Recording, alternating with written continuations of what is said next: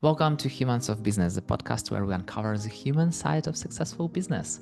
Here we speak with business leaders about the human traits that fuel success and how embracing who we are can shape the way that we do business. Every business starts with a human, so let's learn from real humans, one story at a time. My name is Yuri. I help people and brands shine through communities and personal connections. And my guest is Ieva Drazniece, an introvert passionate to empower who turns speaker, mentor, and entrepreneur and helps leaders and teams build trust, show up authentically, and create meaningful connections that drive growth. So, welcome, Ieva. I'm really glad to be here, Yuri. Thank you. Finally, it's been a little bit of time, and shout out to Nicolene for connecting us. Still, here we are, ready to go. And I have this first question for you. Tell me one thing about you that I can't find on your LinkedIn profile. You can't find many things on my LinkedIn profile, which is good. Tell me just one. Just one. Just one. I love photography. Oh. And I love doing photographies. I love being a photographer. This gives me a great joy to observe nature and observe people. I really love taking portraits, and especially in photography, the conversation and communication is very important if you collaborate with people, because when you start conversation and you ask questions, people are going away from a real moment and then they just disappear from their stiffness, and then you can capture them. You know, it's interesting. I had a conversation with Karina Giona, and she told me that she has a friend, and she has this project. I don't remember its name, but the idea is that she invites different people. She has a human conversation with them, and then she just randomly photographs them, so they don't know. I mean, like they're sitting in front of a camera, but they don't know what she catches. And then she gives them like 4 photos of different emotions, and it's like I saw those photos. Those are like really very beautiful, and yeah, I totally get what you're talking about. I'm curious, do you do like anything like that? Especially when you start to talk about sex with people, Okay. they just go away in their dreamland, and they start to imagine many things. And this is the proper moment to take the capture, because then those people are in real emotions. This is a really good moment you captured from this interview. Yes. From your experience, are there any other topics like that? Especially when you talk about life purpose, life task, where people are going, what are their dreams, then they get really dreamy, and they move away from this momentum, focusing on a camera and being shy or whatever. And it's much easier to see their inner world, because, like you said, everything comes from inside, and then it really brings the authentic side of the people, which we can see outside. I feel like sometimes the hardest part is kind of like go through the first line of safeguards, like kind of like go through this shell.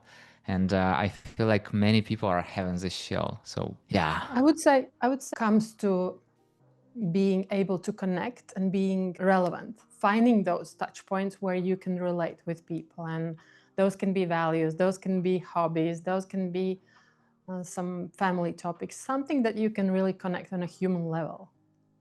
Yeah. Yeah. Even this conversation, you know, called Humans of Business. So I feel like for me personally, it's always about like finding this something that we have in common, like not on the business level, because like it's easy to find commonalities on the business level, because at the end of the day you just want to make money and like whatever, what do you know, what I know, let's connect it and let's make money.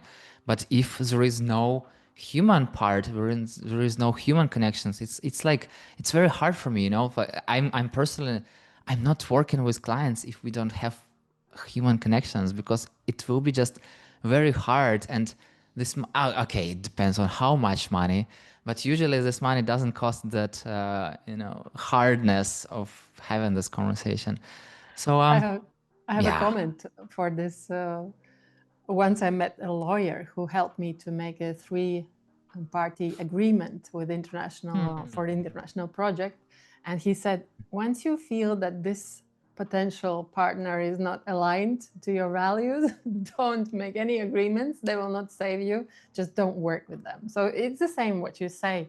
First, we have to connect on a human level, and then we can build something on top of that. And when it comes to my professional life, I greatly believe who we are like human. It really helps us to understand that we can build something out of it. And also when it comes to social media, it's like super easy to try to trick people. But when it comes to meeting people, going along with them on a consistent base, you can really understand, are they true or it's just a fake, you know? You know, it's so fun that we met with one person at Freelance and Lot conference, and she came to me like, you know, you're in real life totally the same person who you are on LinkedIn. I'm like, oh, okay, thank you for saying that.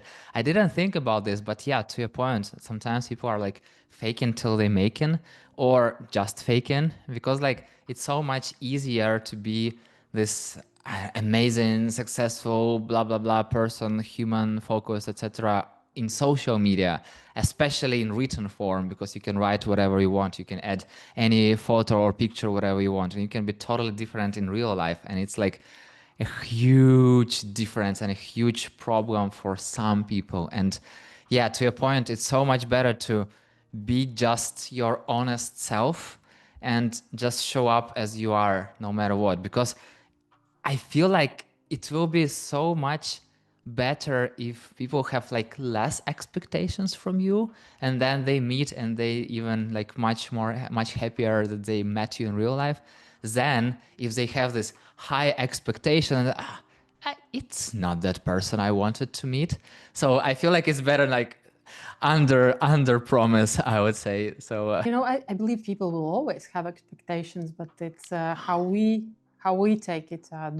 Does it matter for us? And when it comes to this building trust, and so people really see who you are for what you are. I recently listened to the interview of Seth Godin, and he talked about authenticity and consistency, and I really loved this topic that you can only be authentic in the moment, and you cannot stay authentic the same in all the situations. That would be weird, but you can stay consistent with your professional delivery.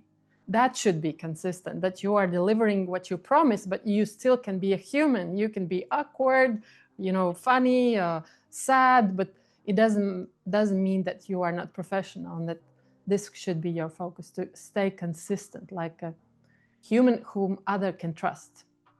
And also to a point, I feel like when you're having some awkward pause, for example, you are presenting and making a presentation and then slides doesn't work or something goes wrong, the lights went out.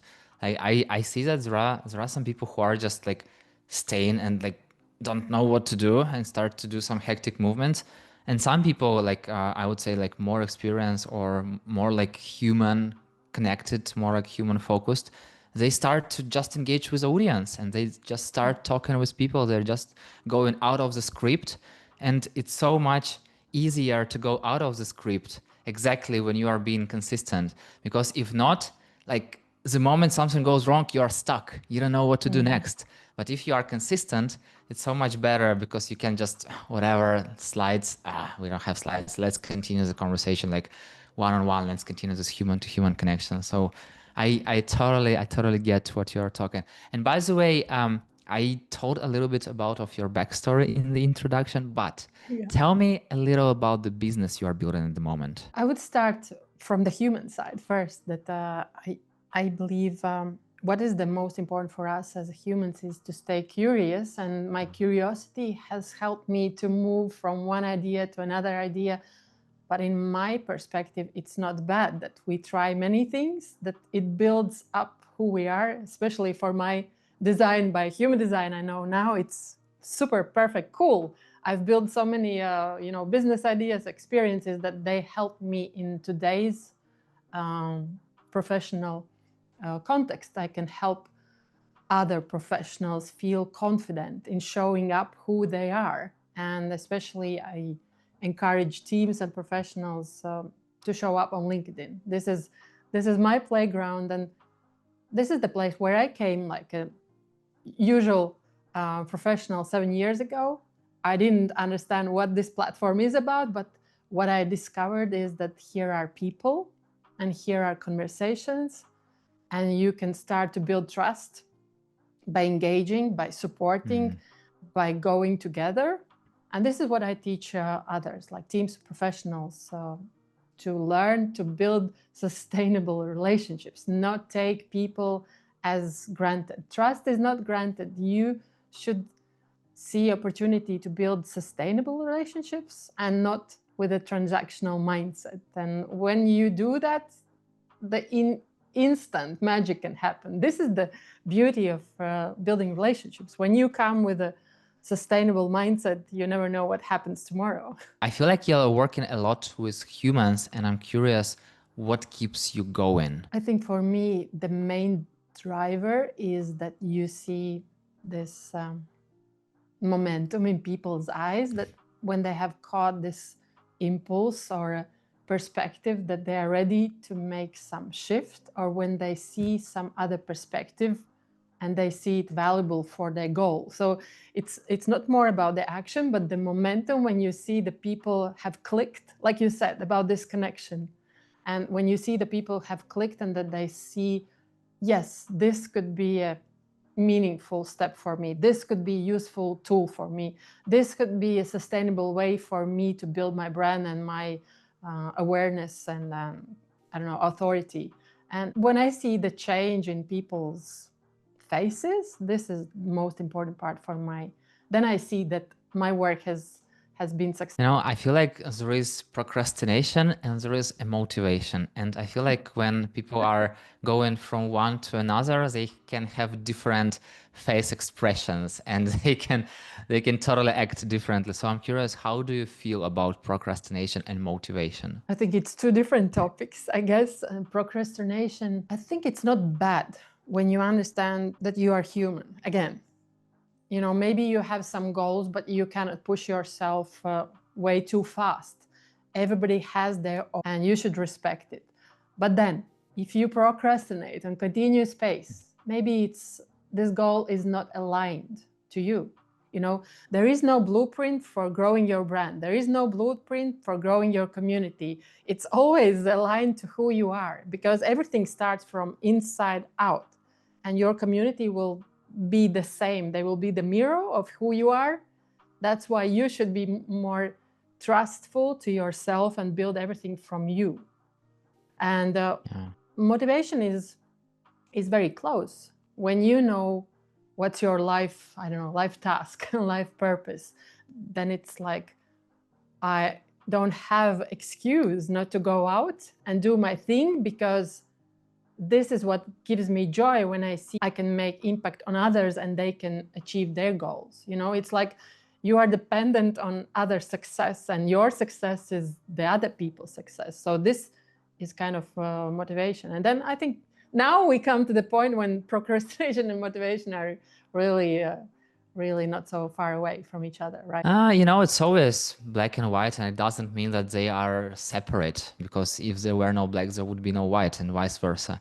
And I feel like procrastination is also something that can give a little bit of push to action takers, because like, I'm sitting again on this task. Why do I do that? Let's go and deal with it. Let's finally face it. And you talked about this life purpose, and I feel like it's a very, very big thing. So I'm curious, how can one person at least have a small glimpse of what is their life purpose? I'm actually preparing posts for today's LinkedIn and Instagram about life task. This is hard for many people to find what they are passionate about, and they're living other people's goals, they're living other people's dreams. But the all magic starts with something that gives you joy, even if it's not normal, even if it's not popular, even if it's hard for others. And maybe there are 10 people around you who say that it's stupid. But from those passionate ideas and passionate things, so great things can blossom. I think this is the area where you can be the most productive and motivated, because this drives you joy. And this is where you learn greatly, this is where you grow, and this is how you can help the most, because you're doing the thing that really makes you happy. So it's more about dimming the noise of the outside and coming to your inner feeling. What gives me joy? Maybe it's, gardening. Maybe it's I don't know, making videos. Maybe it's singing. But then all the magic will start from there. And what makes you happy? I had this conversation with my daughter like half year ago, and she just caught me on a spot. I was washing dishes, and she says, "Mom, you have had so many different business ideas and all kind of works and projects, but there is one common thing for all what you have done." And I was like curious what it is. Bella, what do you think? And she says it's human. And for me it clicked that it's always been about communities, it's always been about empowerment, it's always been about allowing other people to see wider perspective and see their next step and make their next move. So yeah, I think it's very important. Maybe you need other people to help you to mirror yourself, right? And this conversation is also maybe an impulse for someone to understand, wait, I have this thing, but I've been procrastinating on my own, on my dream, on my passion. I've done many other things, but not this one. And Yuri, I also wanted to ask you, because it's so easy to feel this love for people, for connecting with people, for allowing people to connect with each other and building communities and helping others to build communities. How did you came to this, and when did you feel it, or someone told you? How did you came to this realization? It was very random, I would say. And I don't really have this kind of like breakthrough moment or like, oh, yes, from now on, I'm just doing that.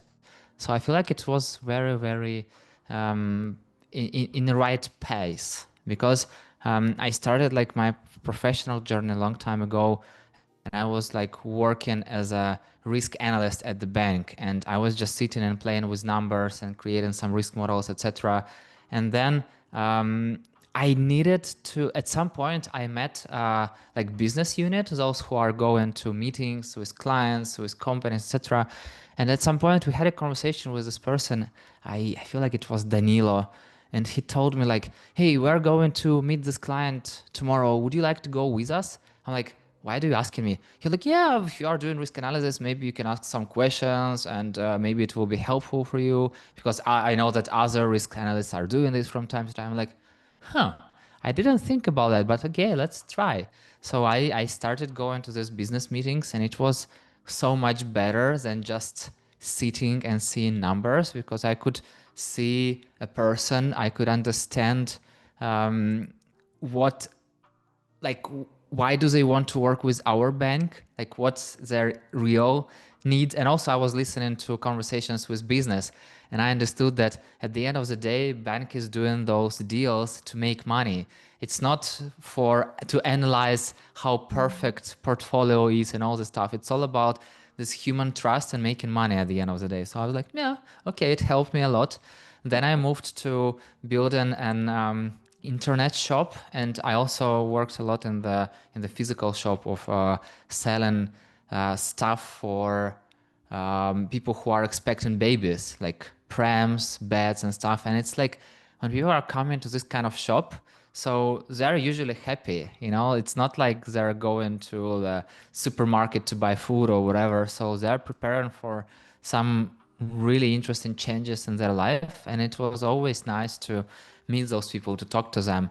And then I started building communities. I had this internet shop. I needed to do some SEO. I hired a company. They did a bad job. And I went to SEO forum, found other humans who were so open to just help me without like asking for money or whatever. I just asked questions, they just gave me answers, and it was like long before ChatGPT and all the things. Now I don't think that you can go and ask ChatGPT everything, but back then it was about humans.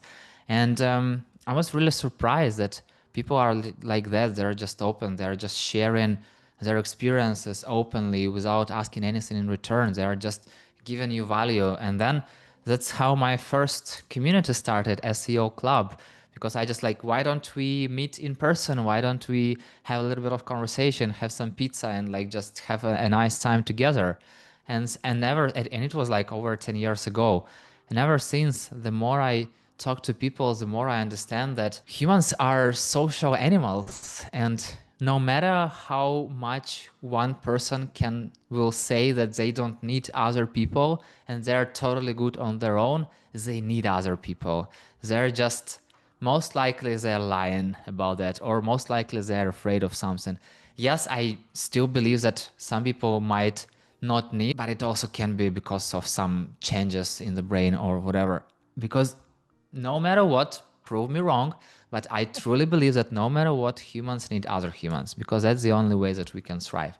Otherwise, it's really hard. Me as an introvert could add something here. Yeah, of course. I really believe, yeah, we need other people, but then it's our responsibility how we manage this proportion of energy that we share with other people and how we get this energy back. And this is the speciality of introverts. We rejuvenate when we are alone. This is the difference from the extroverts. Extroverts need more people, like more, give me more people. The funniest thing that I'm not an extrovert at all. So when I'm coming to a new space where there are a lot of people I don't know, I won't be this person coming to every person and connecting with them and like understanding and meeting them. No, I'll be like somewhere in the corner, most likely waiting for someone to come to me, or just observing and seeing like what's going on. And the easiest way for me to start a conversation, usually when there is a speaker or someone else and they deliver something, and then I can come to them, hey, I heard about this, let's talk. So it's like the best way. Still, if it's something that I am organizing, for example, we had this freelance unlocked conference for 700 people this year, like I felt at home. So I was feeling like I'm just bringing guests to my home, and I was like, yeah, I was very talkative, like every person, even if I don't know them, but they are kind of coming to my home. So I feel like there are always, also different ways. And also to your point of being introvert, I'm curious, as an introvert, how did you find your way into public speaking and leadership? It's a good question, and I must say it took me some while to understand the answer to this. And I believe keynote speaking, social media is the right platform for introverts to build meaningful relationships because you do it at scale. In one moment, now through this conversation, I can speak to hundreds, maybe thousands of people. Through the keynote, you can reach tens, hundreds of people at the same time. And this is how you save your energy, but you deliver the message maybe even in more empathic way because you are more sensitive, but it really doesn't drain your energy. It really allows you to be effective in limited time and help multiple people. That's why social media is so beautiful for many professionals. Not that everybody is extrovert, but for the introverts, to build your presence, trusted presence, and speak to multiple people. I would say multiple hundreds and thousands and hundreds of thousands of people at the same time through your trustful presence. And as you said, the main way how we do it is by giving the value, and then it's much easier. You feel that you are not putting yourself out there, trying to embarrass yourself, but you are really out there for other people to help them. And then when people relate, then the human algorithm is taking its place and people help to spread your message. So it's not about you putting yourself out and becoming an extrovert against your will, but it's really the human who relate to what you are here to. And also to a point, when you do this, you kind of like start a conversation without starting a conversation. You are kind of like delivering a presentation or you are making a post, and then you kind of waiting for people to come to you, and then it helps to continue the conversation. So there is a little bit of a trick that I'm using. So I have a place where in the city I live that you can go there, and then there is kind of like networking space with the speeches. So you can deliver a speech if you have something to tell.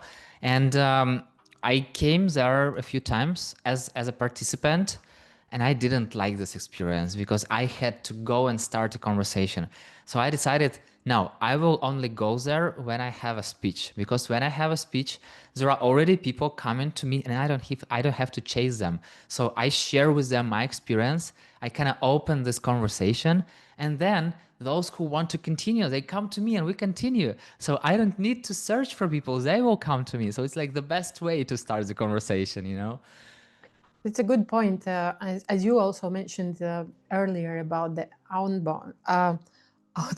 outreach that you Yeah. are doing, that you do outreach every day or quite often. And this is maybe the difference for me, how social media helps me and how I can help others to learn, is how you become present on social media. And it works as your inbound, that people really resonate and they come to you. You don't have to chase them, but they actually come to you and they invite you and they respond to what you are giving them. That's interesting. Yes. How do you deal with what will people think about me? I don't care. And I will be more specific on this.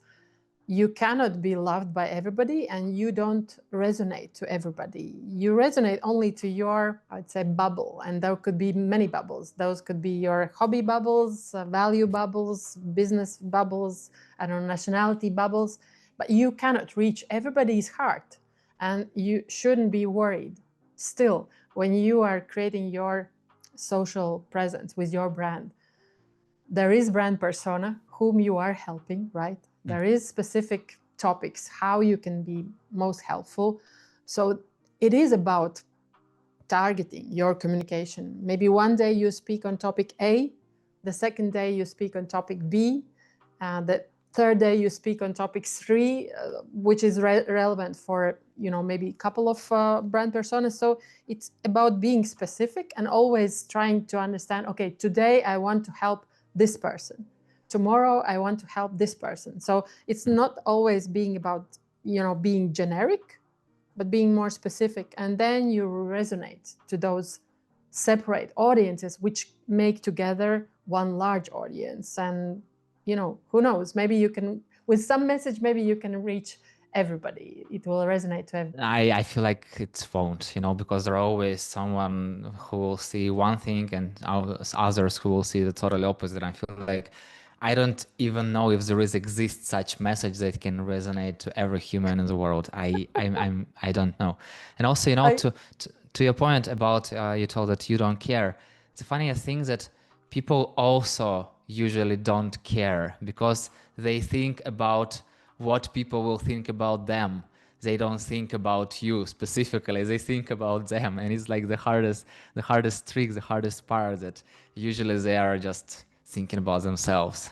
but it really helps me, for example, to create video content and as well empower my partners to be more curious in trying different formats and trying different communication ways, how they can deliver message. And when you create video, it's not about you, how you look, how perfect is your makeup or whatever. It's about, do you have the right mindset, right energy, and do you have the message which will really help today to this person?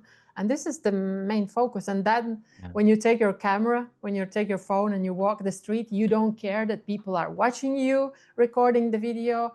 You don't mind, failing and recording 3 times this video, because you know why you are doing this. It comes back to this motivation that you know that this, what you do, what you train, what you practice will help others. And then you are ready to be, always failing and learning and improving. I feel like it's the best way, like fail, learn, improve, fail, learn. It's like going through the whole life and there is never an ending point. It's always like fail, learn, improve. And it's like the best way how we learn.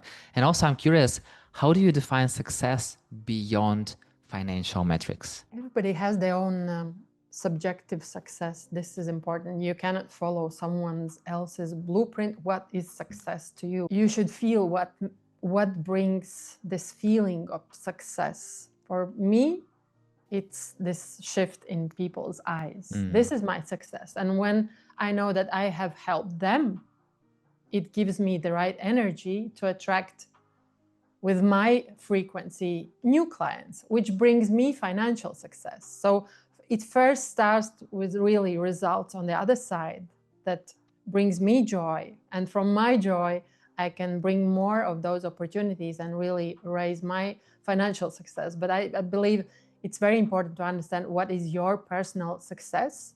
Maybe it's freedom of time. Maybe it's, I don't know, being able to be close to your family. Maybe it's freedom of movement, location, where you work from. So success is quite individual. You shouldn't worry about others. Just focus on, are you happy with what you do and how you are today, and try to match those points together. And I feel like it's the hardest part to really understand it, because society has one definition of success and every person has their own definitions. And it's kind of like the hardest part to find your definition of success without taking into consideration all this noise that you receive from everywhere. And I feel like every How year is about getting you, harder and harder and harder. Yuri? How about you? Yeah, it's interesting.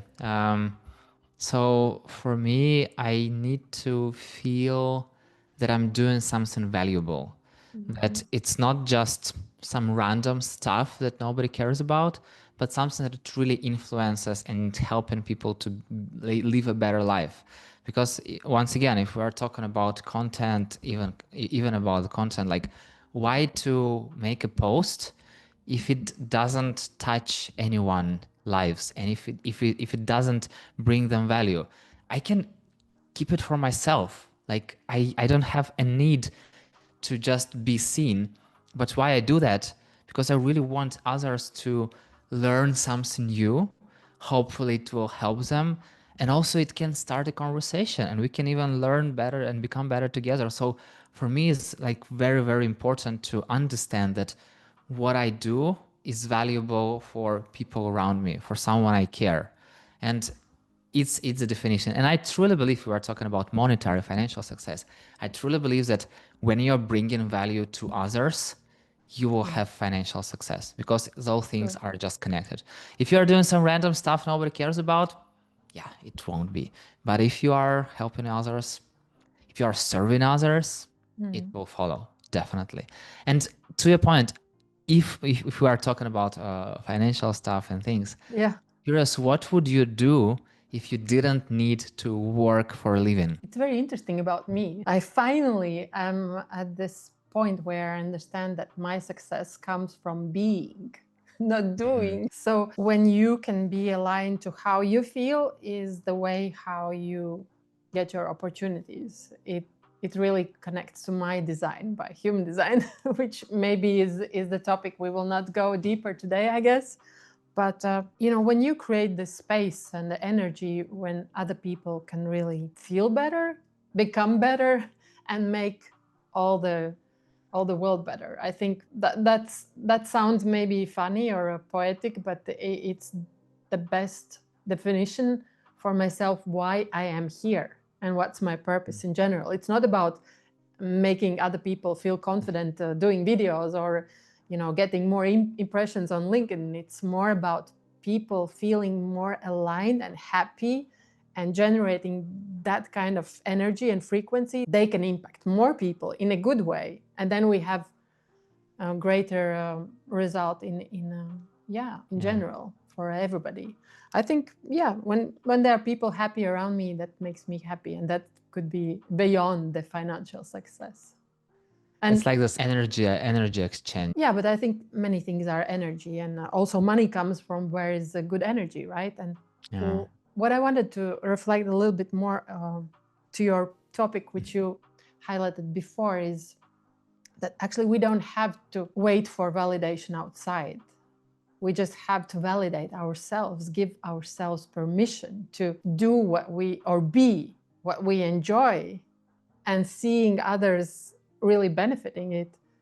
And this is the validation, that you see those people happy from where you have taken part in their life. And this is the validation you need. You need to validate yourself, and everything else will follow. Yeah. And it's, once again, not the super easy part, but you still have to go through it. And Ieva, I wish to have the sky as a limit, but time is the limit. So the final question, what's one thing that you are really good at that no one knows that you are really good at? It kind of goes back to the beginning of our conversation. Photography. I'm not sure that it's possible to hide your natural talents from other people. And what I'm really good about and what people feel about me is that I'm a giver.